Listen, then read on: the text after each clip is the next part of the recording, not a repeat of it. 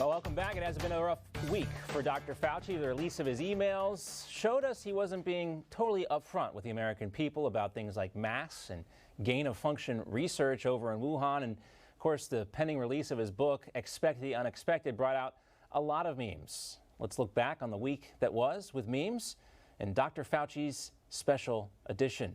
Plenty of memers out there mocking that book deal. Here's the first one. You can take a look at it here. Get that money, Dr. Fauci. Maybe that's what it's all about. Also, this was an interesting take from one of the memers out there. Dr. Fauci's book, of course, this is parody, If I Did It. A little joke on the O.J. Simpson book, If I Did It. I think we have that one as well. Can we show that one? Well, okay, all right. We have another one, though, a Star Wars edition, also focusing on the book. I think we have that one, guys. Can we show that?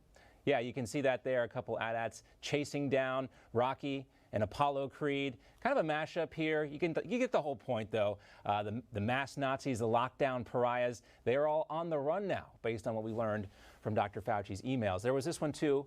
A lot of people probably saw this one. Dr. Fauci and Hillary Clinton in school.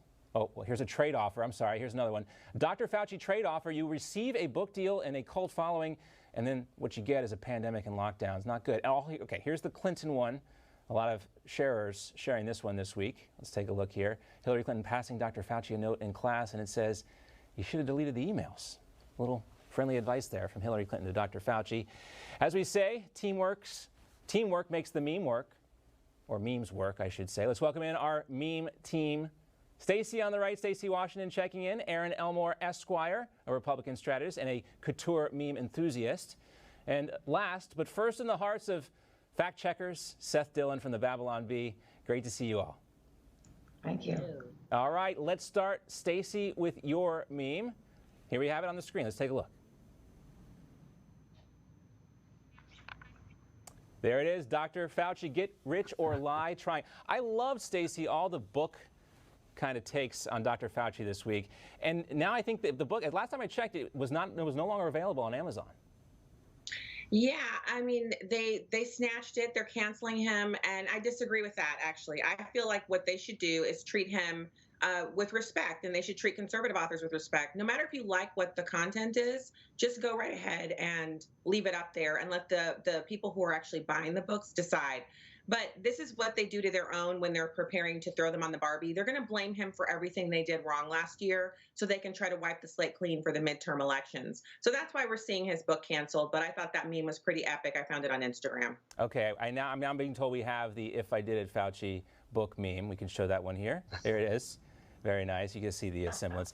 Very creative memers out there. Aaron, but let's go to your meme now. Not exactly a meme. More of a tweet, right? Right. This is. Go ahead. Yeah, sorry about that. I took this one really personally because for anyone that attacked me, told me I deserved to die, or called me a grandma killer, I take apologies in the form of cash or Chick-fil-A, but substitute for me Chick-fil-A, champagne, or shoes, or dresses. Because we were lambasted as conservatives. We were tortured as conservatives. We were called names as conservatives. And now we find out that no, we are not tinfoil hat crazies. We are absolutely accurate, and we were right the whole time. This was not a conspiracy theory. Masks really do not work the way that we were told to. And then when Fauci went on to say not one mask, 2 masks, and perhaps even wear goggles when he knew all along that masks didn't work, I found that to be really upsetting and really troubling. Well, when we all get our cut of the $10 trillion reparation check from China, Aaron, we'll be getting champagne, Gucci shoes, and Chick-fil-A. All right, Seth, let's go to you now. Here you go. Dr. Fauci gets in heated debate with himself and 17 previous versions of himself. Well, I mean, he's come down every side of every issue. Like, I mean, he's supposed to be a public health figure, but he's really turned out to be a public health failure in every way. And the media keeps propping him up. You know, to Aaron's point, conservatives have been treated as conspiracy theorists who have now been basically proven right by these emails. And the media is covering for him and acting like there's nothing to see here, which is just astonishing. I mean, he's been on, like this meme right here is pointing out how he's flip-flopped on everything, like whether or not schools should be open and when they should open, social distancing protocols, whether you should wear 1 mask or 2. I mean, I feel like his science is picking up a magic 8-ball and shaking it and then doing what it says. Yeah, I mean, this guy's supposed to be one of the top infectious disease experts in the country. The emails show us that he wasn't so confident in his own ability and knowledge when it comes to COVID-19. And it's quite interesting to see the whole narrative change. Let's also talk, Seth, a little bit about what's going on with the Babylon Bee in the New York Times. Give us an update there. So, yeah, I mean, I don't know how many people watching this are aware, but a couple of months ago, the New York Times wrote a piece calling the Babylon Bee a far-right misinformation site that sometimes traffics in misinformation, which is just an egregious smear. They're just trying to basically label us and lump us in with fake news so they can get us deplatformed, which is very dishonest because they know better than that. They know that we're not just a satire site, we're a popular satire site. We're more popular than The Onion at this point. So we're defending ourselves. We just sent them a demand letter a couple of days ago demanding a retraction of that piece. And so, we'll see where it goes from here, whether or not a lawsuit needs to be filed or what. But somebody's got to hold the media accountable for this stuff. They can say whatever they want. They're considered reliable sources, for better or worse. I use those terms loosely, reliable sources. And we just need to make sure that we're pushing back on this stuff because we can't let these lies stick. And satire, I mean, that's part of the reason why we do this segment is to not take ourselves so seriously. Satire is so important when it comes to free speech in this country. And Stacy, especially like when we look back on all the things that the media has gotten wrong, the China lab leak being one of them, to see a guy like Seth and the Babylon Bee shut down, see the president deplatformed. This week we saw John Hinckley up on YouTube with his music video as a former presidential assassin attempter. And you can't get a former president up there on YouTube, though. Yeah, so Jack, the thing that Seth and his cohorts do and his company is they freeze the idiocy of the left and give us a chance to laugh at it because we're living through this. We're living through the inflation. We're living through the higher costs at the pump, the joblessness, the lockdowns, the double masking, the no masking, all of Fauci's lies. We're living through Biden and his wife riding bikes and eating ice cream. And so when we flip through our Instagram or our social media or YouTube and we see a Babylon Bee post that looks like a real headline but reversed, it triggers something in us and we laugh. We don't just giggle a little or LOL. We actually utter laughter and then we feel better.